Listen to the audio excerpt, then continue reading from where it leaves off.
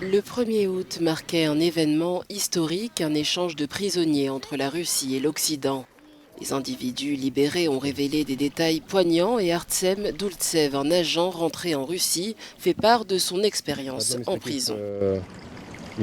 Au cours de nos sessions avec le service des renseignements extérieurs de la Fédération de Russie, ils nous ont transmis les salutations du président. Ils nous ont dit que Vladimir Poutine et le SVR faisaient tout leur possible pour nous libérer, et c'était bien sûr un grand soutien.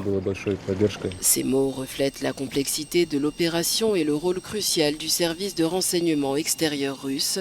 Ilya Yachine, figure de l'opposition russe, purgeait une peine de 8 ans et demi pour avoir critiqué la guerre de la Russie en Ukraine.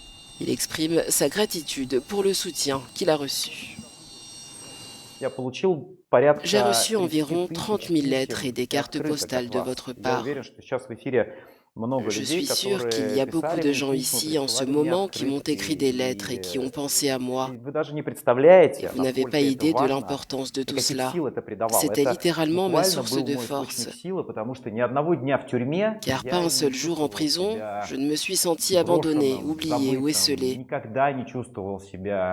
J'ai toujours su qu'il y avait derrière moi un grand nombre de personnes qui s'inquiétaient et qui n'étaient pas indifférentes à ma situation. Ilya Yachine estime cependant que 2 autres opposants russes auraient dû être libérés.